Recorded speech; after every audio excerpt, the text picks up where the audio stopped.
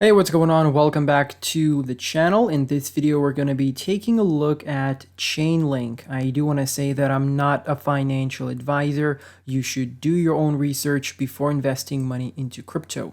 If you haven't seen the previous update, make sure to watch that before watching this one. It's going to be linked in the top right-hand corner of the screen. Now let's jump straight into the TA. So taking a look at Chainlink on the daily chart, as you can see, we are printing a second bottom here. The first bottom was printed back in November, and the second one is just on the exact same level here. So technically, this is a very good double bottom pattern, a valid double bottom pattern. And if we see a nice bounce here, at least to the previous local high, that would be a nice 35% move. If we see a move all the way up to the yellow resistance trend line here that's based off of multiple touches that we previously had, that would be a 22% move. And if we have a move all the way to the 20 EMA, that's a 9% move. And the 55 EMA would be a 15% move. So obviously those are hypotheticals, but nonetheless, these are possible swing trades that we could take by selling at these multiple resistance points and taking and buying back in at lower prices. But I wouldn't be doing that right now, honestly, because we're not seeing any overextensions. In fact, we're seeing overextensions to the downside. We're getting overextended to the downside. So I wouldn't really consider this something. I wouldn't really consider these swing trades particularly important right now. I would simply be waiting for a very strong uptrend, right, before we can start taking some profits and potentially start swing trading. So overall, the Fibonacci retracement that I have on the chart is set up with the swing high printed in May of 2021, and the low is in January of actually that's more like December 2020. And as you can see, we are below that low. As you can see, we've lost that low and retested it as resistance multiple times. So our current technical target based on the Fibonacci retracement is the 1.272 level, which is sitting at $4.82. And as you can see, Chainlink has been in this sideways channel since May, which is pretty good. This is a really good sideways channel. And at some point, we're going to have to break it either to the upside or to the downside. And I think if we do see a breakthrough, we're going to see some strong impulsive moves either way. So the next support level would be the 1.414 at $3.68.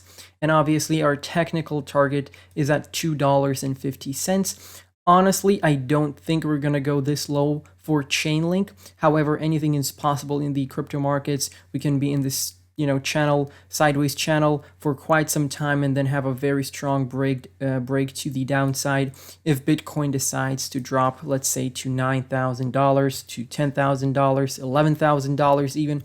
Altcoins are going to get obliterated. So you have to be ready for such a scenario, even if it's not very likely. And what you can also do is take a look at some of these previous lows and highs. As you can see, we have a high here. We printed that in October of 2019, and we retested that in May of 2020. So that is potentially another level that we could retest. But honestly, these are very, very cheap prices for Chainlink, and I would be dollar cost averaging at these levels. I have bought in, and I think my average buy-in price is somewhere around $6.50. So I am going to be buying more Chainlink as the bear market continues. But for now, obviously never go all in because there's always room to go lower. If we start dropping lower, I would say you can put in even more, because the lower it goes, the more you should buy, because obviously the lower it goes, the more oversold it gets. And at some point you're going to see a reversal, whether that would be the end of 2023 into 2025 or starting with 2024 into 2025. But nonetheless, we are getting a bull market. It's just a matter of time.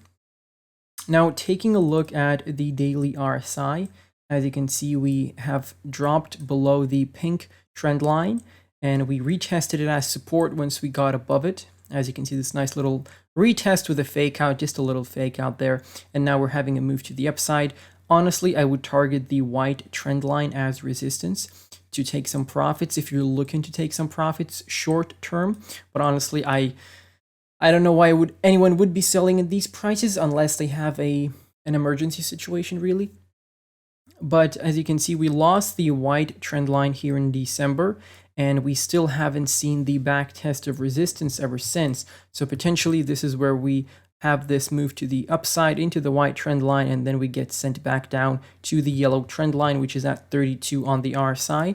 And that's a pretty good buying level for Chainlink, since we have retested that multiple times in this year. The first test was in May, next test came in August, and we still haven't had a third test afterwards. So that we're looking at that potentially. If we drop lower, just like we did back here at the beginning of May, that's going to be a very strong buy sign or buy signal, in my opinion, because every time you've been oversold on the daily, you had a very, very strong move to the upside, literally every time. So this is a good buying opportunity, whether for long-term or for a short-term trade. Now let's switch over to the Binance website. And before we continue, I quickly want to ask you, do you value your privacy? If the answer is yes, then you must take a look at ExpressVPN. ExpressVPN offers you the privacy that you deserve, no activity logs and no connection logs. Your internet provider won't be able to access anything, and anyone using the same open free Wi-Fi in the cafe as you won't be able to do any harm or breach your security. You can use the ExpressVPN application on any device. You can connect it to your PlayStation, or you can even connect it to your router so that anyone who connects is automatically secured. Or if you're looking to access any region-blocked content on your streaming platform, well, ExpressVPN can do that as well. If you're living in the Netherlands and you want to access a TV show that's only available in Japan, well, my friend, you can do that with ExpressVPN. You can use the link down below in the description and get a discounted price along with 3 extra months for free. You can get your money back if you don't like it, but I don't see any reason why you wouldn't like it, because we all need the privacy, and in today's age especially. And you can also pay with Bitcoin, so that's a really cool feature as well. And let's get on with the video. So on the Binance website, as you can see, we are currently in the support block that I talked about in the past couple of videos. So the support block starts at $6.22.5, and it goes all the way down to $5.34.5, which is basically the low that we printed in June for Chainlink. And as you can see, we're closing candles in this support block, and we started doing that in November. We haven't really been doing that beforehand. We only wicked into that support block. Right now, we are in that support block, and hopefully we stay above this blue resistance trend line, or obviously right now it's flipped to support, but this was a major resistance trend line for us ever since we retested it the first time in November of 2021. And right now we broke above it, and now potentially we're going to see a back test of support that could take us below $5, to be honest with you, with a potential wick to the yellow trend line here. But I do think around about $5 to $4, that's where our bottom is going to be if Bitcoin is going to be printing another low, which honestly, it's very hard to guess, but I would assume that Bitcoin is going to have another capitulation before we start creating higher highs and higher lows, starting with potentially May, April. That's when we're going to have our little peak first local high, you could say, then with a pullback, moving into the next high in August, as we usually get relief rallies in August, and then another pullback with another move to the upside in November, as usual. Now let's take a look at the volume. So the volume, we did get a pretty decent green candle here for Chainlink on the volume, but not as good as we would hope. And the stochastic, obviously back in the oversold on the weekly. As you can see, we started getting out of the oversold in October, September. By December, we printed this local high, and now we're back in the oversold below the index of 30.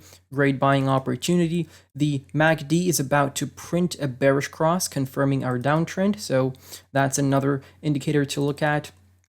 And the weekly RSI here, as you can see, pretty interesting what we have going on. So We have these multiple highs in this resistance block. So the first high was back in May once we had the little relief rally. Or that was March, I do apologize. The first high was in March of 2022.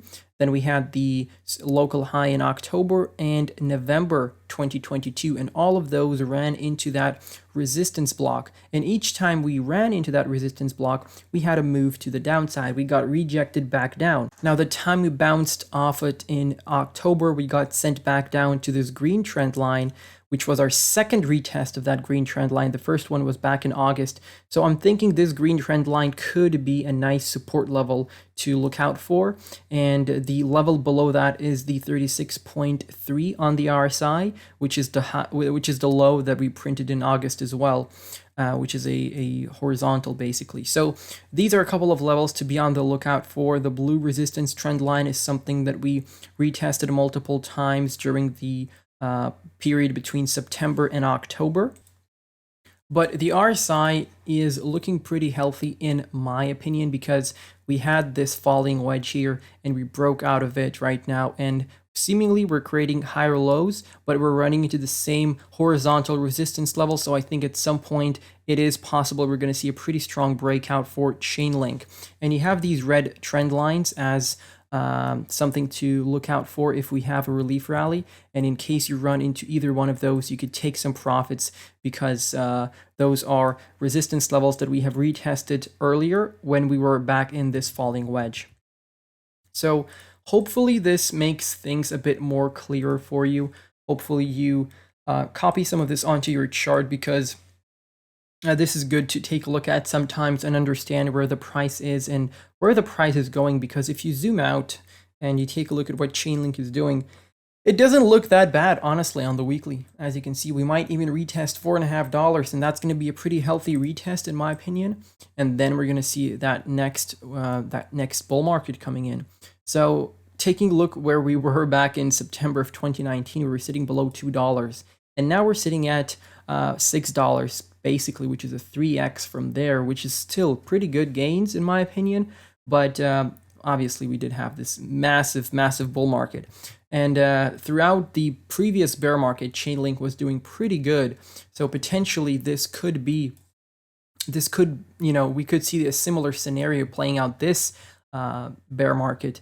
And also something to keep in mind is the fact that we might be having a very nice Elliott wave theory playing out here. So our wave 2, we're going to print our wave 2 somewhere here, and then wave 3 is usually the monster wave, the pretty large wave that we have. And I don't know how high we're going to go, but hopefully we're going to see $200 next bull market, with a pullback potentially back down to 20, and that one last move to the upside. This is a hypothetical, obviously. Maybe we just retest the previous all-time high. This is a hypothetical, but it does seem like we are setting up for a nice Elliott wave theory. Now that's pretty much everything I wanted to cover in this video. If I missed out anything important, please let me know down below in the comment section. Feel free to follow me on Twitter. Feel free to check out my Patreon for exclusive podcasts, for low cap gems that I'm covering and buying into, for my portfolio, and for a lot of TA updates and resources that I'm providing to help us find the bottom for this bear market. And yeah, that's pretty much everything. Thank you for watching. I'm gonna see you in the next one. Goodbye and good night.